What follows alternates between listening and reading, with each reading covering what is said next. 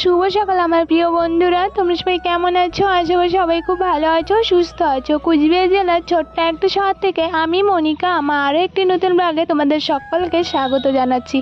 এখন বাজে ঘড়িতে 8:30, আর এখন থেকে কিন্তু আমি আমার ব্লগটা শুরু করছি। আশা করি আজকের ব্লগ তোমাদের সবার কাছে একটাই অনুরোধ, প্লিজ তোমরা পুরো ব্লগটা জুড়ে আমার পাশে থেকো আর আমাকে একটু সাপোর্ট করো। তো চলো এখন থেকে ব্লগটা শুরু করছি, আর করছি হলো বাইরের থেকে। তো এখন হলো মা আমাকে সকালবেলা ঘুম থেকে উঠে পড়েছি, মা আমি মাম্মাম তিনজনই সকালে ঘুম থেকে উঠে সকালে যা যা কাজ থাকে আমাদের সমস্ত কিছু কমপ্লিট। আর সকালে টিফিন কিন্তু আমরা সকালে চা মুড়ি খাওয়া হয়ে গেছে। তো এখন হলো মা ওই কিছু চাল ছিল ঘরে, সেগুলো না রোদ্রে দিয়েছিল, তো আমাকে বললো যে এই চালগুলো একটু হাত দিয়ে নেড়ে দেওয়ার জন্য। তো সেটাই আমি করছি, এখন বাইরে এসে চালগুলো কিন্তু আমি নেড়ে দিচ্ছি। আসলে কি হয়েছে বলো তো, এই চালগুলোর মধ্যে না খুব পোকা ধরেছিল, সেই কারণে চালগুলো এই যে একটা কাপড় পেতে এটার মধ্যে রোদ্রে দিলাম।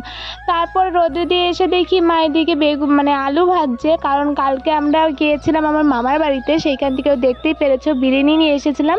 তো সেটাই কিন্তু রাত্রেবেলা খাওয়া দাওয়া করে আমরা শুয়ে পড়েছিলাম, রাত্রে আর কিছু খাইনি, তো সেই কারণে ভাতগুলো রয়ে গেছে, বাসি ভাত আছে।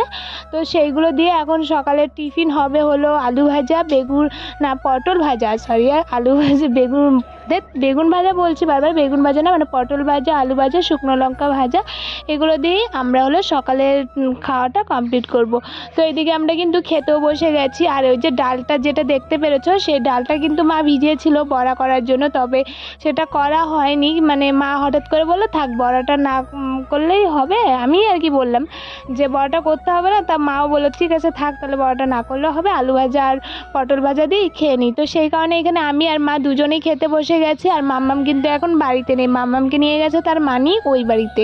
তো সেই ফাঁকে আর কি আমরা খাওয়া দাওয়াগুলো সেরে নিচ্ছি। আর ওইদিকে কিন্তু মাম্মামের জন্য ডাল ছিটিয়ে আলু দিয়ে ডাল ছিটিয়ে ভাত করেছে মা। তো মাম্মাম আসলে মাম্মামকে ওটা দিয়েই আর কি খাইয়ে দিব। তারপর দেখো খাওয়া দাওয়া করে একটু রেস্ট নিয়েছিলাম, তারপর মাম্মামকেও খাইয়ে দিয়েছিলাম। আর আমাদের এখানে এত প্রচণ্ড পরিমাণে গরম যে কি বলবো, এই গরমে তো সবার নাজেহাল অবস্থা হয়ে গেছে। জানি না কোথায় কীরকম গরম, তোমাদের এখানে কীরকম গরম অবশ্যই কিন্তু কমেন্ট করে জানিও। তো আমাদের এখানে কিন্তু ভীষণ পরিমাণে গরম, এত গরমে এখানে থাকাই যাচ্ছে না। তো যাই হোক এদিকে বাইরে অনেকক্ষণ বসে একটু হাওয়া খেয়ে নিলাম, হাওয়া খেয়ে এখন ঘরে চলে এসেছি। এখনই মা দুপুরে রান্না বসাবে, তো ভাবলাম যে যাই হোক মা যেহেতু রান্না করবে, তো ঘরের আগে ঘরটা একটু পরিষ্কার করে দিই, ঘরটা পরিষ্কার করে দিই, তারপর মা এখানটায় রান্না করলে আর কি ভালো হবে। আর আমিও ওই ঘর দুয়ার ঝাড়টা দিয়ে একটু তাড়াতাড়ি স্নান করে নিব। কারণটা কি বলো তো, হ্যাঁ কারণটা হলো আজকে আমাদের বাড়িতে কিছু লোক আসবে বলে আমাদেরই প্রিয় আপনজনরা আসবে। আমরা যে মামা বাড়িতে গিয়েছিলাম সেই মামা মামি আর হলো মামামের কাকাই ছোট নাটকা, ওরা তিনজন আজকে আসবে। তো ভাবলাম যে যাই হোক ওরা আসার আগে আগেই স্নানটা কমপ্লিট করে নিব।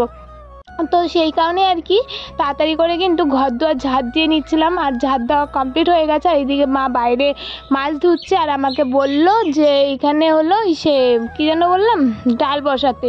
তো আমি কিন্তু ডালটা বসিয়ে দিয়েছিলাম, বসানোর পর অনেকক্ষণ পর আর কি আমি আবার মা মাছ টাছ ধুয়ে নিয়ে আসলো, ভাজলো, তারপর কিন্তু আমি আবার ব্লগটা শ্যুট করেছি। তো দেখো এখানে হলো ডাল সিদ্ধ হচ্ছে, মাসকালের ডাল, আর তার সঙ্গে হচ্ছে ওই মাছ ভাজা করে নিয়েছে মা। আর এখানে হলো মাছের ডিম দিয়ে সকালে যে আলু ভাজাটা করেছিল সেটা দিয়ে পেঁয়াজ দিয়ে একটা ভাত চচ্চড়ি করা হবে। আর তার সঙ্গে যে পটল ভাজা করেছিল সেটা তো আমরা সকালে কেউ খাইনি, তো পটলটাও রয়ে গেছে। তো মামা মামি ওরাও চলে এসেছে, এখন কিন্তু আমাদের খাওয়া দাওয়ার প্রস্তুতি নেওয়া হচ্ছে। আর এদিকে কিন্তু আমার স্নান টান পুরো কমপ্লিট হয়ে গেছে, মামামকেও স্নান করিয়ে দিয়েছে। এখন মামাম বাইরে আছে, ও তাতার সঙ্গে খেলা করছে।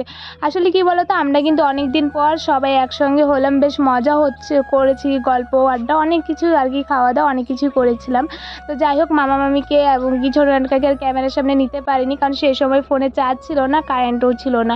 তারপর দেখো মামা মামি চলে যাওয়ার পর সন্ধ্যার সময় হলো, এইদিকে দুধ নিয়ে এসেছি, দুধ এনে গ্যাসে বসিয়ে দিয়েছে। আর তার সঙ্গে মামামের তাতাই চলে গেছে এখন। তো ওরা চলে যাওয়ার সময় মামামকে একটা চকলেট দিয়ে গেছিলো মামামের তাতাই, সেটাই